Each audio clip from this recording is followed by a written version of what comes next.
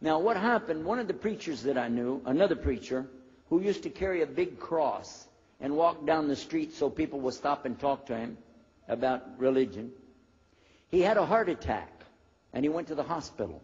So I went to the hospital to visit him, and when I was visiting him, I met another man in the hospital who was in a wheelchair. This gentleman had a problem. He didn't want to talk to anybody. And I told him, let me witness to you. Let me share the message of Jesus with you. So I took out my Bible, and again, I start telling him about a prophet, Prophet Yunus, alayhi salam. And I'm telling them, look at Jonah. He's in the belly of the whale. He's in the sea. He's down there like this, and who knows how long. And suffering like this, you don't have as big a problem as that. And God saved him, so he could save you too. He said, didn't want to talk to me. I asked him, what's your name? He don't want to tell me. Where are you from? He said, I'm from Venus.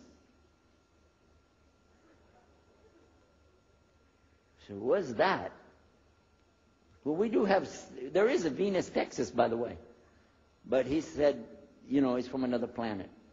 So I kept, each time I would go, I would talk to him, witness to him. Finally, one day, he started crying. I was pushing his wheelchair around. I took him down. I rolled him around different places. He started crying one day. He said, I'm going to confess something to you. I need to confess something to you. Now, to a Catholic, confession means you're going to tell the priest all your sins. And then he's going to forgive you. Well, I wasn't Catholic. And I told him, listen, I'm not Catholic and I'm not a priest. I'm a preacher. He said, I know better than you do. I am a priest. I said, oh my God. This man is a priest, and he knows the Bible better than I do. He said, I just have had a hard time. I've been here and having heart attacks, and I've been having problems and everything, and trying to figure out a lot of things. He said, I'm sorry I took it out on you. I really am. I apologize. And he started crying. And when he started crying, I felt sorry, you know. I hugged him, and I said, it's okay. One day I went to the hospital, and my friend was gone. So I started visiting with the priest. And that happened one time I went to visit him at the hospital, and he was gone.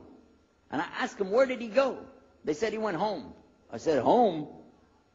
He's a missionary priest from South America.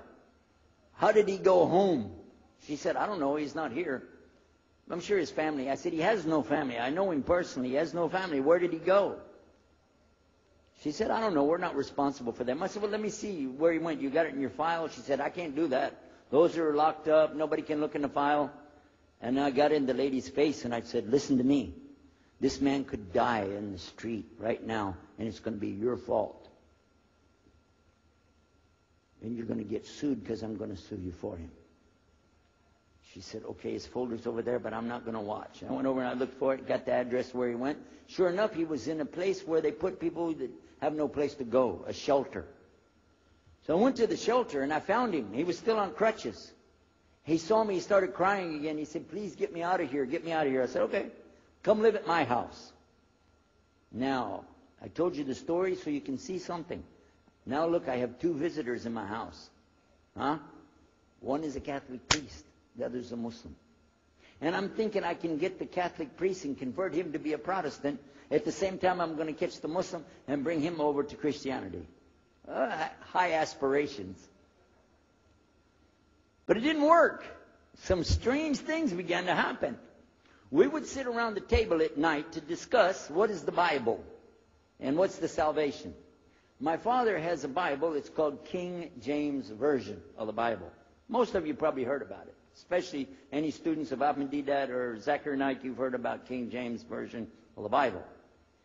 But I work out of a different one that I've had since 1953. It's called the Revised Standard Version. And it says in it, King James Version has grave mistakes, grave errors, defects in it. It's what it says. So I began to preach out of mine, which doesn't match. And my father said, no, it's this way. I said, no, it's this way. Now, my wife comes up with her Bible from Jimmy Swaggart. It's called The Good News for Modern Man.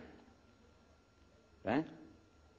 Totally different. It's written in modern vernacular. You can just, say anything you want to with it. You don't even recognize the Bible anymore.